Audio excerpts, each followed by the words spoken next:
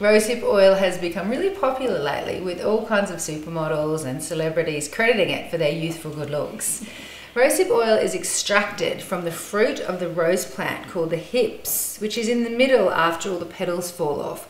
They look like this, and they're really high in vitamin C as well as natural vitamin A and skin loving omegas like 3 and 6. These help to keep our skin really moisturized and healthy.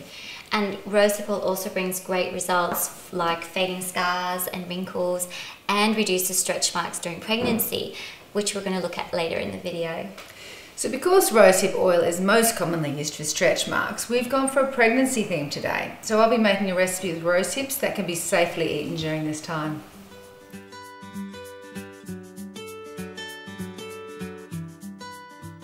We're going to make really yummy rosehip and raw cacao butter. How unique. Sounds interesting and yummy. I think it will be, and it's instead of the normal honey butter, because we don't want to have saturated fat, especially when we're pregnant.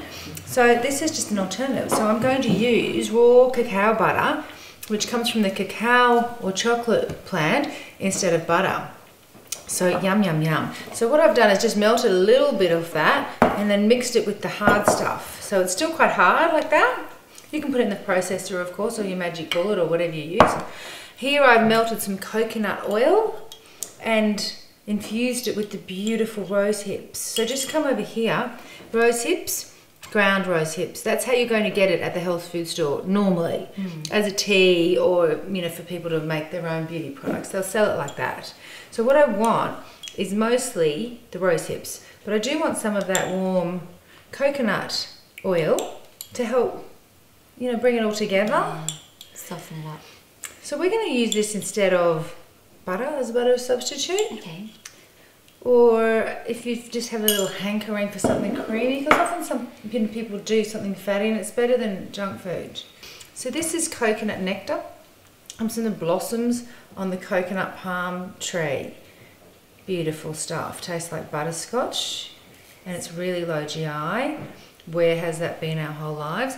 You can use natural, organic, local, raw honey if you like as well, but for vegans, or just if honey's too sweet for you. Plus I thought the coconut nectar would be lovely because I've put coconut oil in here. And coconut and chocolate, and coconut and cacao are such good friends. I thought that would be really nice. Okay, so see how it's sticky and lovely? Yeah, so you can whip it until you make it really fluffy, or put it in your processor, as I said, or you can keep it a little bit chunky like that. I can just imagine spreading this on an apple or a low GI cracker. It's going to be beautiful. Oh, it smells amazing. It smells like chocolate and coconut together, which is always a beautiful combo. Okay, gorgeous, lovely. So what I'm going to do, you can store it just in the fridge like that, or in a container with a lid. Okay. But let's just put it in here.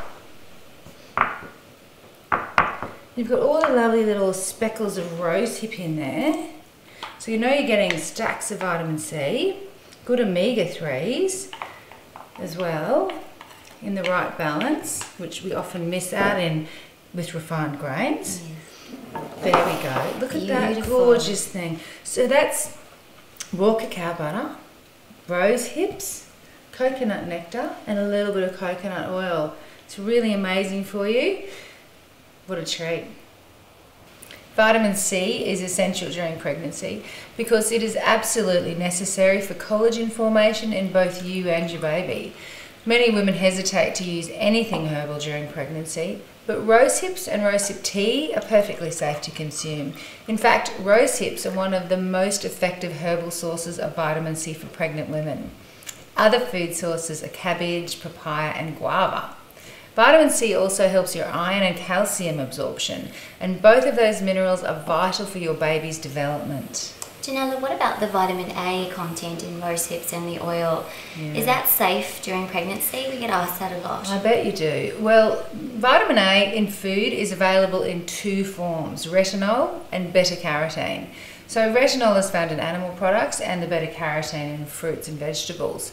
During pregnancy, excessive vitamin A can be harmful to your developing baby, but it's only the animal-based vitamin A that causes the toxicity, and that's if you eat too much. So the plant-based form hasn't been associated with vitamin A toxicity in animals or humans. An average balanced diet for someone eating organic meat, dairy, fresh fruits and veggies contains about 7,000 to 8,000 IUs. And this just happens to be the recommended daily intake for vitamin A during pregnancy. So a vitamin A supplement is not necessary. Pregnant women often take multivitamins though for so many other reasons. So if you are taking one, make sure it doesn't contain vitamin A. If you want to use rosehip oil on your belly every day, as well as drink rosehip tea or eat the hips, that's perfectly safe because none of them have the retinol that can cause toxicity. Good to know. It's timely to mention here that synthetic retinol is often added to creams and lotions, and that can increase your potential for vitamin A toxicity. So do check your skincare labels during pregnancy. It's a good idea because we don't look for things like that. No. I'm loving this recipe, Janella, and I think this information is going to be perfect for all of our viewers, particularly during pregnancy and breastfeeding, so thank you so much. Oh, you're welcome. Rosehip oil has been used by women for centuries to help fade stretch marks and scars. I recommend using the oil diluted in a carrier base, so for example, jojoba oil or a moisturizer. And this allows your skin to become comfortable with increased levels of vitamin A and antioxidants without reacting. Skin can be very sensitive during pregnancy, can't it? So Yes. that's a really good tip. Thank you. Now at Pure and Green, we've got 5 products in a range that feature rosehip oil as a key ingredient that's diluted in a base of other skin-loving ingredients. But the one we recommend during pregnancy is this one. It's our Sensitivity Moisture Lotion. It's part of the sensitivity range with no essential oils added. Now, with regards to essential oils and safety during pregnancy, there just haven't been any studies. So, err on the side of caution, we recommend simply avoid them throughout your entire pregnancy unless you're under the care of a qualified naturopath. The essential oils used within the Pure and Green scented ranges, lavender, citrus and peppermint, are all considered to be safe essential oils in pregnancy, especially after the first trimester.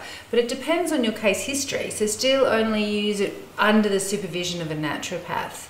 And also, during the later stages of pregnancy, your liver becomes less efficient at metabolizing ingredients due to your baby's weight on top of it.